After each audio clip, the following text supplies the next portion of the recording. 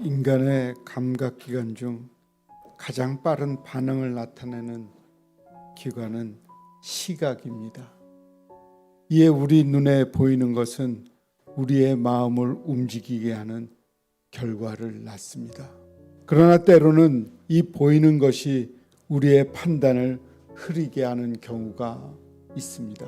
오늘 본문 속에 등장하는 제자들처럼 말입니다. 예수님의 산상 변화 앞에서 우리는 무엇을 보아야 합니까? 내 시야를 넘어서 영광 뒤에 있는 하나님의 메시지를 깨달아야 합니다. 예수님은 이 변화에서 인간의 형상으로 가려져 있던 영원하고 본질적인 하나님의 아들의 모습을 단번에 보여주셨습니다. 이 번영 곧 십자가 승리가 장차 다가올 천국의 영광과 재림의 계시 사건입니다. 이 변화의 모습은 후에 바울 사도를 통해 이 세대를 본받지 말고 오직 마음을 새롭게 함으로 변화를 받으라고 그의 권고를 통해 우리에게 요구됩니다. 예수 그리스도를 영접하기 전 죄악된 모습을 버리고 온전히 거듭난 부활의 영광을 따르는 사람으로 변화되어야 합니다. 변화하신 예수님의 영광스러운 모습을 보고 주님께서 모세와 엘리야와 함께 대화하시는 것을 들은 베드로는 이 영광의 자리에 머물러 생활하기를 원했습니다. 변화산에서 내려오자마자 기다리고 있던 것은 세상에 고통받는 백성들이었습니다. 제자들은 영광을 소유하고 싶었지만 그 영광이 존재하는 목적을 제대로 파악하지 못하고 있었습니다.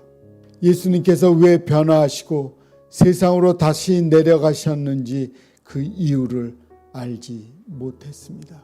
우리가 인식하고 우리 안에 간직해야 될 것은 복음 전파입니다. 하나님께서는 주님의 영광을 그의 삶을 따를 때 완성이 된다고 말씀하십니다. 세 제자들 앞에 펼쳐진 광경은 이뿐이 아니었습니다. 구름이 그들을 덮고 그 속에 소리가 나기 시작했습니다. 이는 내 사랑하는 아들이니 이를 통해 성부 하나님께서 예수가 사랑하는 아들임을 다시 한번 확인시켜 주십니다.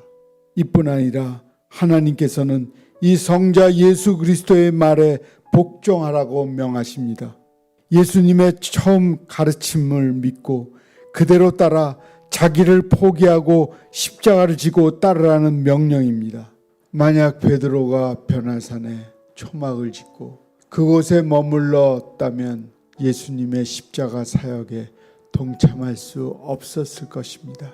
예수님께서 구속 사역을 완성하기 위해 산을 내려오셨던 것처럼 제자들도 함께 내려가 그 고난의 길에 동참함으로 참된 제자의 삶을 살아갈 수 있었습니다.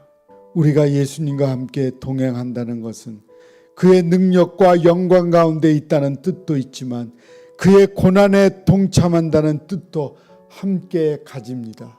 그렇기 때문에 하나님의 영광과 은혜를 체험한 성도는 스스로 자기를 포기하고 십자가를 지고 예수님을 따라 살아감으로 더욱더 풍성한 은혜를 경험하게 됩니다.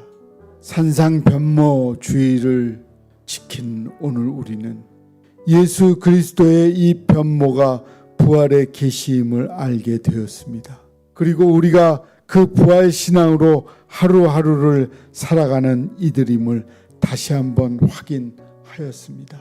교회 나오는 것이 개인적인 나를 위해 내가 잘 되기 위해 하나님을 찾는 것, 그것은 잘못된 것입니다. 나를 버리고 하나님을 위해 우리가 열심을 다해 몸 바쳐 드리는 모습이 하나님 보시기에 매우 기쁨의 모습입니다.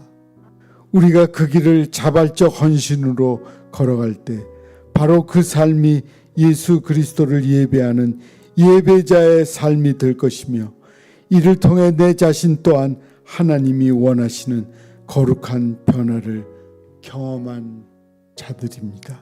그러므로 칼 바르트는 하나님의 나라는 십자가를 넘어선 자에게 시작되어 있는 것이요 인간의 힘을 초월한 것이라고 말했습니다. 이제 우리는 우리의 판단을 흐리는 시야를 넘어서 십자가의 승리에 천국의 영광과 재림을 기다리는 성도의 자리를 지키고 살아가야 합니다.